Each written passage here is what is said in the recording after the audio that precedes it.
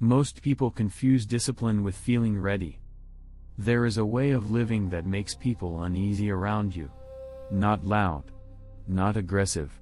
Just consistent enough that it removes excuses from the room. Modern people fail at discipline not because they are weak, but because their bodies have been trained to wait for permission. You can see it in the way shoulders sag when the alarm rings, in the pause before standing up, and the phone already warm in the hand. The day begins with negotiation, and the body learns that hesitation is normal, which is where the damage starts. Most people believe discipline is about motivation. They wait to feel aligned, inspired, or ready. That belief quietly ruins them. They start with plans laid out neatly, tell friends what they are about to do, and feel a brief social lift. Then the mornings arrive cold and repetitive. Fingers stiff. Breath shallow. The room silent except for the mind offering compromises.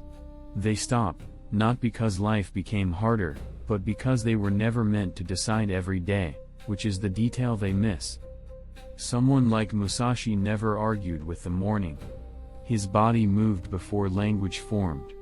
Feet touched the floor, joints complained, and still the routine held.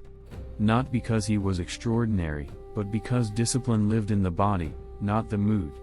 Modern people try to think their way into order, and their thinking is exactly what betrays them. If you're honest, you already know the habit where this breaks for you. Name it privately before you keep reading, or notice how quickly you try not to, because that avoidance is already an answer. He looked capable until the pattern reappeared. He looked like someone who should have been disciplined. Clean plans. Sharp opinions. A calendar that promised order. The kind of person others asked for advice. In the gym locker room, he talked about consistency while rubbing warmth back into his fingers, nodding as if agreement might replace repetition. People assumed he had it handled, and he let that assumption stand, which is where the quiet fracture began. He didn't lack intelligence. He lacked a body that trusted him. Each restart trained his muscles to wait. Shoes stayed by the door, untouched. The floor felt cold on bare feet, so he lingered. The phone lit his face before sunrise, and the day entered through a screen instead of movement. By the time he stood up, the argument was already lost, even though nothing dramatic had happened yet. For a few weeks at a time, he looked convincing. He trained. He woke early. He told people no. His shoulders tightened with effort, jaw set, breath forced into rhythm. Friends noticed and joked about how serious he was getting. That attention felt good. It made the strain tolerable. But attention fades. The mornings don't. When no one was watching, the body remembered the old deal, effort only when rewarded, which is where consistency quietly died. The collapse never felt like failure. It felt reasonable. One missed session because sleep felt heavier than intention. Another because work ran late and the room was already dark. Each excuse slid into place without friction. The body learned that promises were flexible. The mind learned it could always explain later. This wasn't laziness. It was training of the wrong kind. He thought discipline meant pushing harder. He tightened his schedule, added rules, spoke more harshly to himself. His shoulders rose closer to his ears. Breathing shortened. People around him sensed the strain and stepped back. Invitations stopped. The routine became something he performed alone, which made quitting easier to hide, and that privacy became dangerous. What he didn't see yet was that his problem wasn't effort or character. It was that every day still asked him to choose, and choice was wearing him down faster than fatigue ever could. The old men who never asked themselves why. In places where mornings carried weight, discipline was never discussed. It was absorbed. In old training halls, the air was thin and cold, mats worn smooth by knees that returned daily without ceremony. No one checked how they felt before moving. The body rose because it always had. Musashi came from that lineage. Not romantic, not dramatic. Just repetitive enough that choice never entered the room. The difference wasn't willpower. It was removal. The sword was lifted the same way each morning. Hands wrapped the handle without adjustment. Breath found its count while the room stayed quiet. Muscles complained, but complaint didn't matter. No one watched for inspiration. No one waited to feel aligned. Discipline existed before thought, which is why it endured. A monk kneels on a cold floor while the joints resist. The belt is tied before the mind finishes protesting. Outside, others sleep. Inside, repetition continues. There is no identity crisis in that moment, only action. Over time, the body stops asking for permission. It begins to expect the movement, and expectation becomes law. Modern people invert this order. They ask the mind first. They check energy, mood, readiness. The body waits, unused to authority. Each question weakens the command. Each delay teaches the muscles that obedience is optional. When they finally move, it feels forced, foreign, and fragile. That fragility is mistaken for depth. In Musashi's world, there was no negotiation. Training happened at the same hour whether the night was long or short. When rain came, practice moved indoors. When injury appeared, movement slowed but never vanished. Continuity mattered more than intensity. The chain stayed unbroken, even if it thinned. That thinness was not failure. It was survival of identity. People around such men felt unsettled. Their predictability removed excuses. You couldn't joke them into rest. You couldn't tempt them into delay. They weren't rigid out of pride, but out of habit so old it no longer felt personal. That quiet firmness created distance, and distance created respect, though rarely comfort. What modern people miss is that discipline like this doesn't feel heroic. It feels boring, heavy, inevitable. And once it settles into the body, the question is no longer whether you will act, but what it means if you ever stop. The quiet bargain that happens before you move. This is where most mornings collapse, not in drama but in private conversation. The body wakes heavy. Eyelids resist light. The air feels cold in the lungs. Before feet touch the floor, the negotiation begins. Just today. Just later. Just enough rest to feel human. The voice sounds reasonable, and that is why it wins so often. Nothing is wrong yet. The room is still. No one is watching. That privacy gives the mind permission to soften the rule. The hand reaches for the phone, not with urgency but habit. The screen warms the face. The body stays horizontal a few seconds longer. Those seconds teach something. They teach that delay is safe, that promises bend quietly when no one is there to witness the bend. The conflict isn't loud. There is no shouting inside the skull. It's a dull back and forth, like shifting weight from one foot to the other, never stepping forward. Muscles wait. Breath stays shallow. The body senses uncertainty and mirrors it. By the time a decision is made, the body already knows which side is weaker. People think this war is about strength. It isn't. It's about authority. When the mind asks instead of commands, the body learns to stall. When the body stalls long enough, movement feels unnatural. That unnatural feeling is misread as lack of motivation, but it's actually distrust. The body no longer believes the order will hold. Social life reinforces this failure. Friends joke about sleeping in. Coworkers praise flexibility. Everyone agrees that listening to yourself is healthy. When you hesitate, no one challenges you. When you skip, no one confronts you. The absence of friction feels like freedom, but it's erosion. Without resistance, discipline has nothing to press against.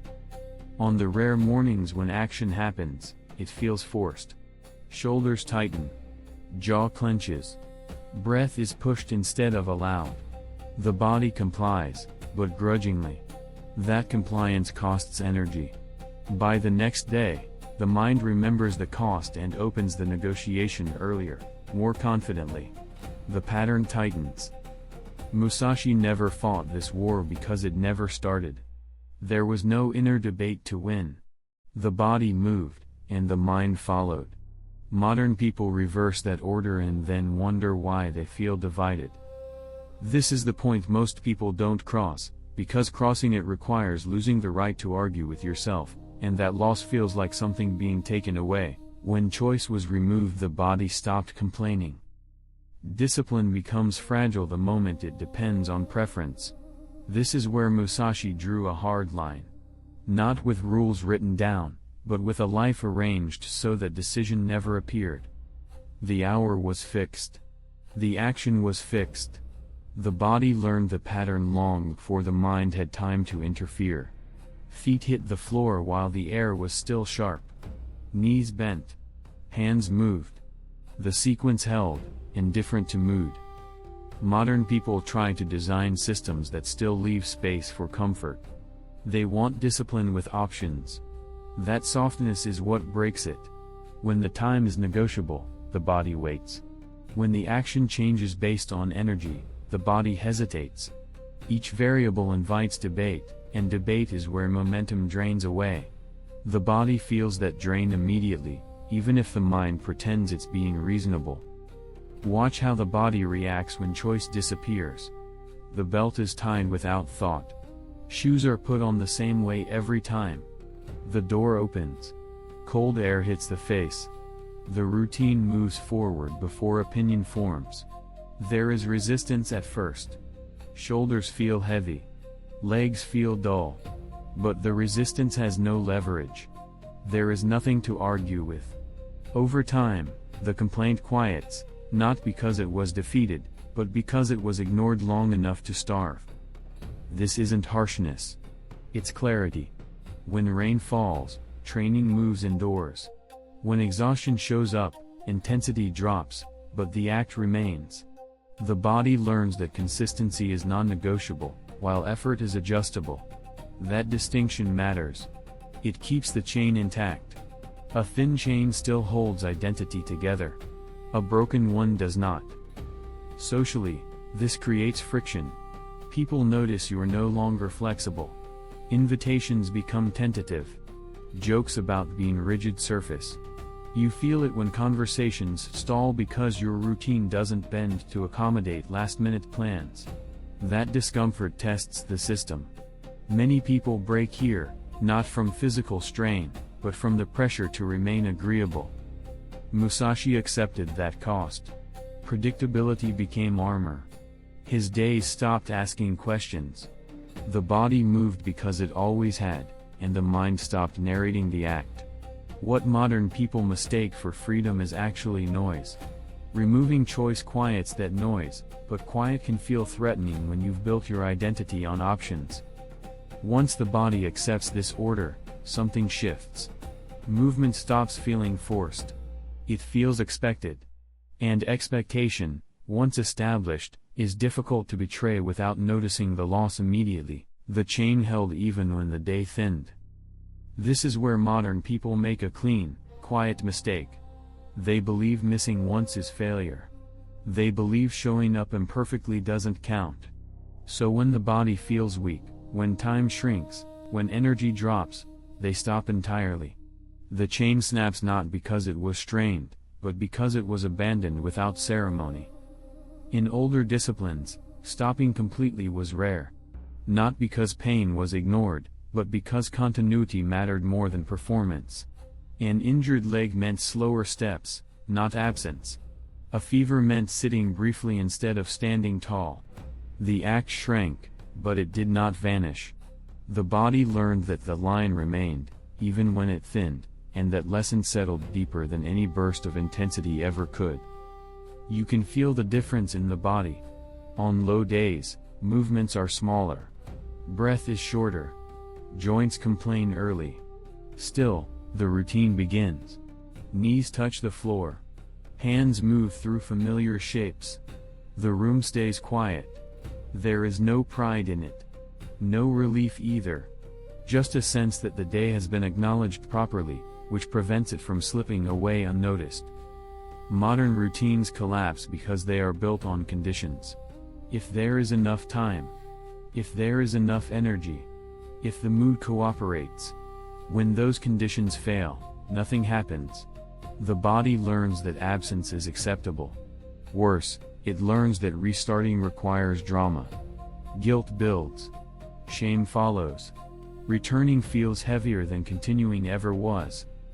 Social life encourages this breakage. People praise rest as virtue. They applaud taking days off as wisdom. When you disappear from your own routine, no one questions it. When you return weeks later with renewed enthusiasm, they celebrate the comeback. That celebration trains inconsistency. It teaches the body that stopping is normal and restarting is heroic. Musashi avoided this trap by refusing the narrative altogether. There was no story about good days and bad days. There were only days. Some were thin. Some were full. All were touched. That touch kept identity intact.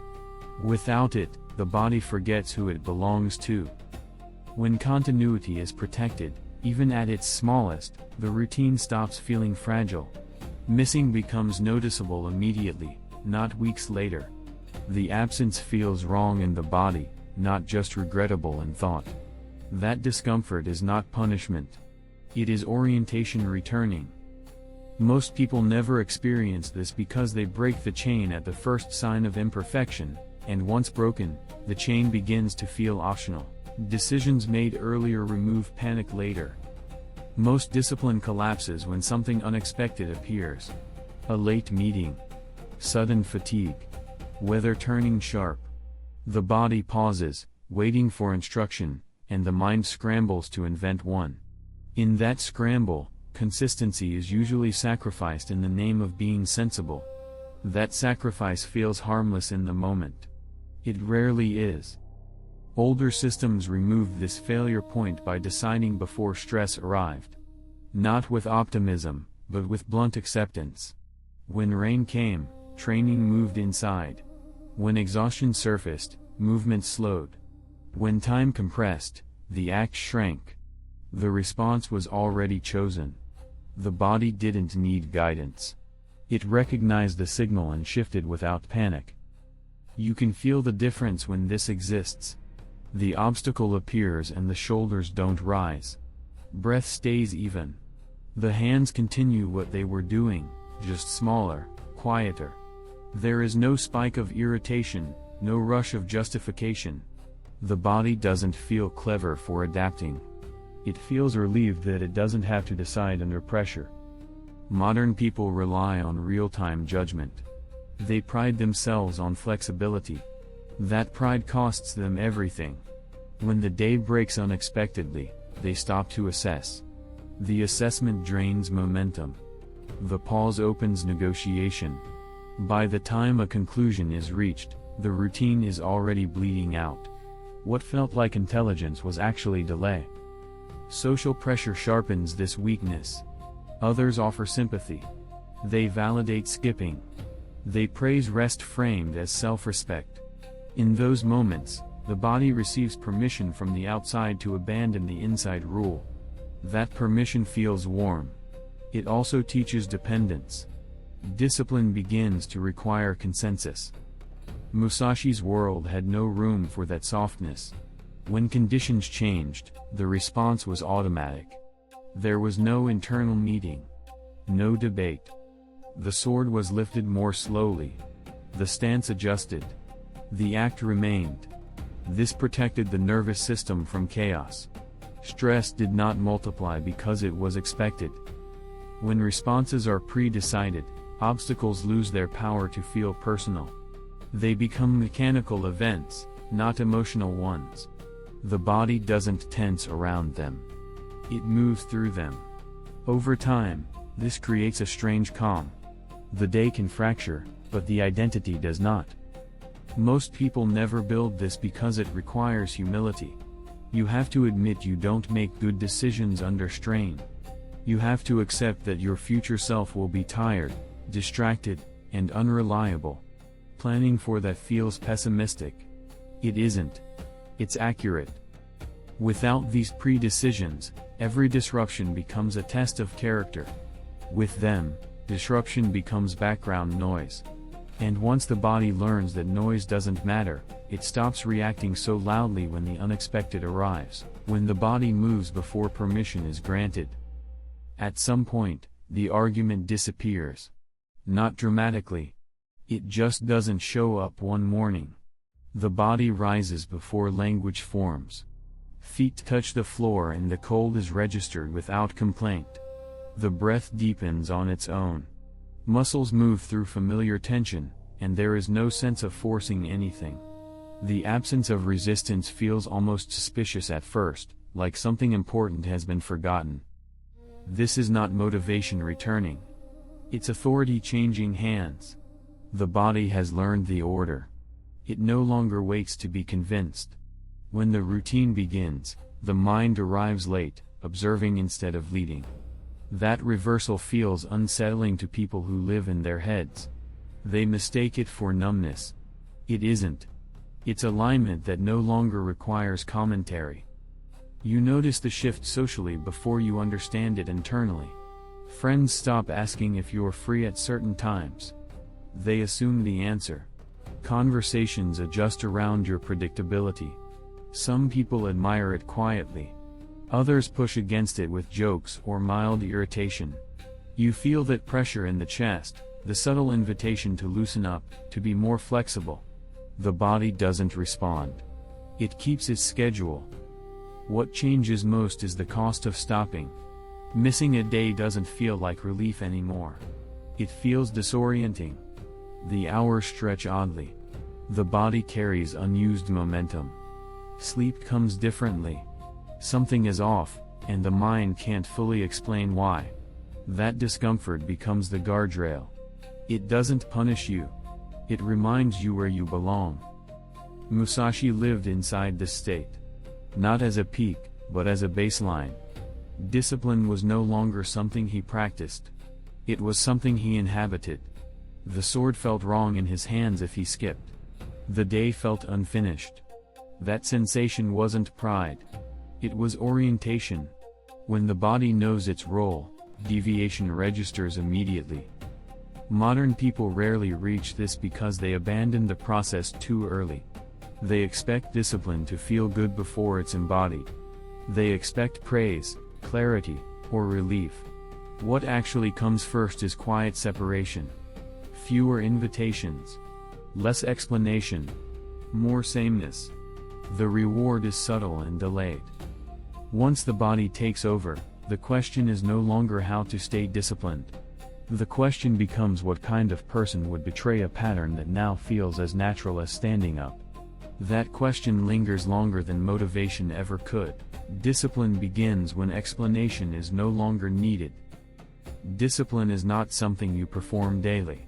It is something you settle into, the way weight settles into the body over time. When it's real, it stops asking for enthusiasm. It stops asking for belief. It exists whether you like it that morning or not. The day begins and the body answers, not out of virtue, but because that is now the order of things. Modern people search for discipline as if it were a tool they can pick up when needed.